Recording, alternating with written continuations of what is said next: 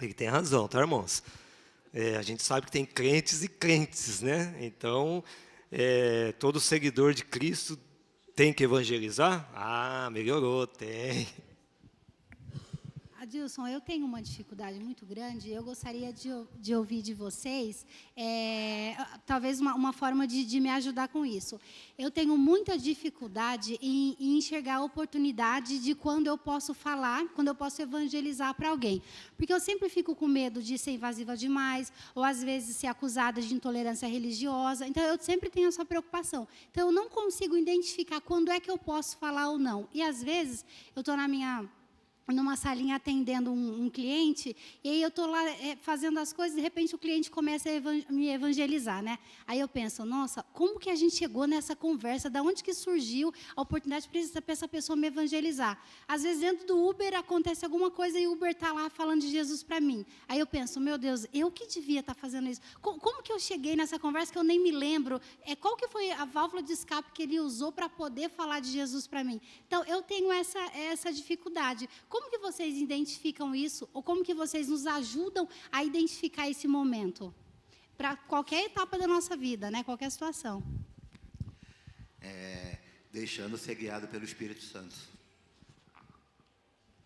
Porque muitas vezes a gente tem que renunciar ao nosso orgulho, né? E isso é uma das coisas que a gente aprende quando a gente vai ter esse estilo de vida, né? O que todos os cristãos precisam ter, né?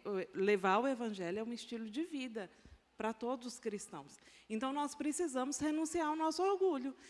E o medo de ser invasivo, e o que ele vai pensar de mim. Eu não quero saber o que ele vai pensar de mim. Se o Espírito Santo me guiou em falar, eu preciso falar. E aí é papel do Espírito Santo no que vai acontecer depois daquilo ali, entendeu? Então, não é ficar pensando, e agora? O que está pensando? O que vai acontecer? É simplesmente... Oração, né? A gente precisa orar e pedir oportunidades, né? Só um minutinho, pastor. Eu vi uma pesquisa que 55% dos crentes, aí os crentes, né? Então, a gente tem que entender o que é crente, não evangelizam. 55% dos crentes não evangelizam. Como assim? Se todo mundo tem que falar, 55% não fala.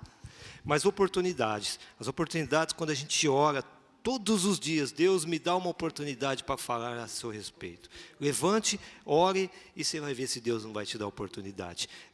Tem um pouco a ver com o que ela falou, assim, às vezes a gente tem pensamentos, às vezes a gente tem orgulho, às vezes a gente coloca a dificuldade na frente, que não tem. Basta a gente fazer, né? Adilson, a Dardiane falou num momento que nós precisamos conhecer Deus, conhecer a palavra dEle. Sim.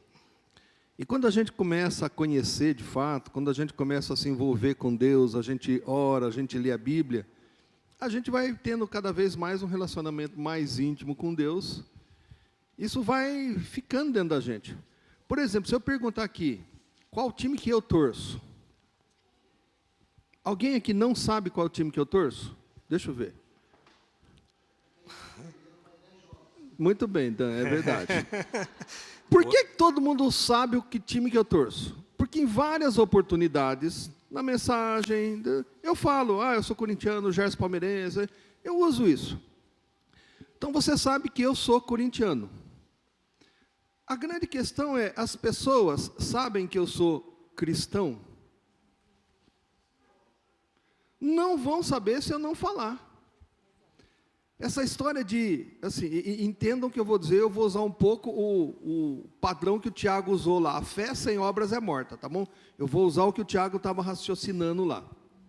Esse negócio de ser um cara muito bacaninha, ajudar o vizinho, tem um monte de pessoas de várias outras religiões que fazem. E muitas vezes são até melhores que a gente.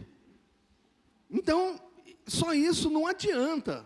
Só não adianta esse negócio de ser bonzinho, de ser bacana, de ser... Isso tem que acontecer. Agora, eu tenho que falar de Jesus. E quando eu falo de Jesus? quando aquilo está tomando conta da minha vida.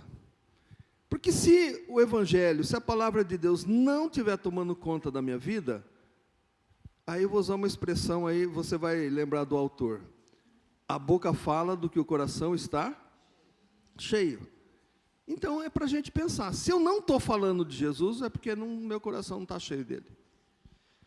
E isso a gente tem que pensar mesmo. Eu acho que o propósito da aula aqui, de repente vocês estavam pensando em partir para as práticas de evangelização, trouxeram 2 evangelistas aqui que deixaram e foram, né? Mas, de repente, a gente tem que pensar um pouquinho naquilo que está dentro da gente, primeiro. Porque eu só vou falar quando eu, de fato, acredito. Eu só vou... Por que Jonas e Dardiane saíram da comunidade da família, da cidade deles, e partiram para uma aventura, gente? É ou não é uma aventura? Tem a convicção de que Deus está tomando conta, mas é uma aventura.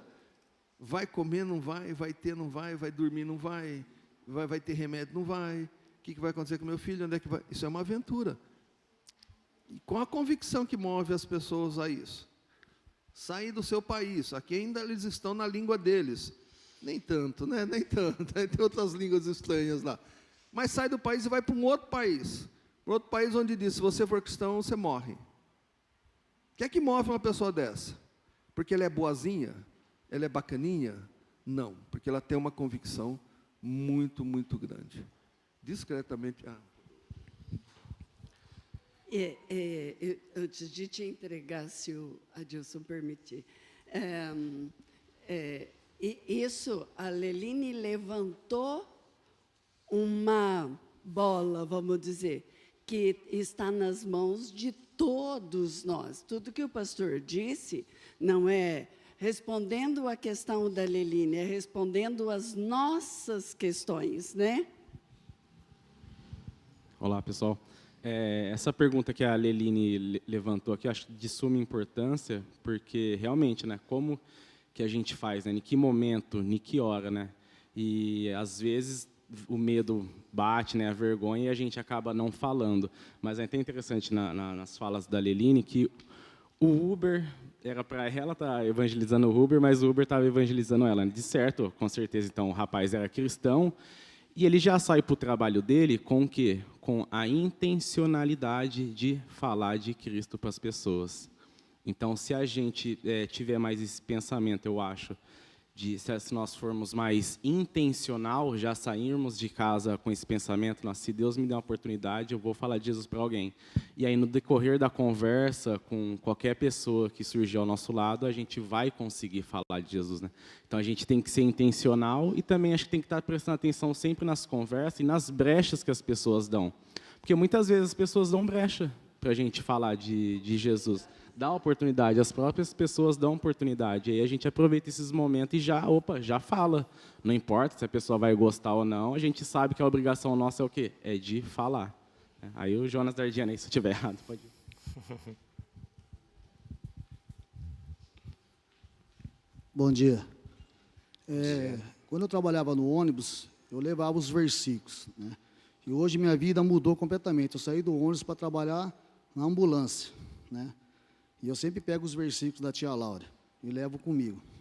Muitas vezes, os pacientes estão desesperados dentro da ambulância, né? E eu fico só observando. Muitas vezes eu deixo um versículo e muitas vezes a pessoa está chorando. O que eu vou fazer? Meu esposo, meu filho, né? Fala, calma, senhora. Calma, papai. Calma, mãe. Deus vai fazer o melhor para vocês, tá? Muitas vezes eu dou o versículo, muitas vezes eu falo, calma, que Deus vai fazer, Deus sabe todas as coisas e vai cuidar de vocês. Vai ser do jeito dele, da vontade dele, né? Mas igual o Rodolfo falou, muitas vezes a gente sai preparado e as coisas acontecem. E muitas vezes as coisas acontecem e a gente não está preparado. Só uma observação em relação a isso, uma coisa muito interessante é que nem sempre a gente precisa saber de tudo, né? Numa situação, às vezes a gente não tem o que falar. Deus, eu sei que... E às vezes a gente está assim, Deus, eu sei que o Senhor pode resolver, mas eu não sei o que dizer nessa situação. Então, tudo bem, convida a pessoa para orar. Você pode orar e entregar ali a situação para o Senhor e dizer para ela com muita tranquilidade. Olha, eu não sei o que dizer nisso, mas Deus ele não perde o controle das coisas. Então, a partir daquela oração, é óbvio que Deus ele pode fazer muitas coisas, né? Então, nem sempre a gente se encher de conhecimento e mostrar para as pessoas que a gente sabe, entende?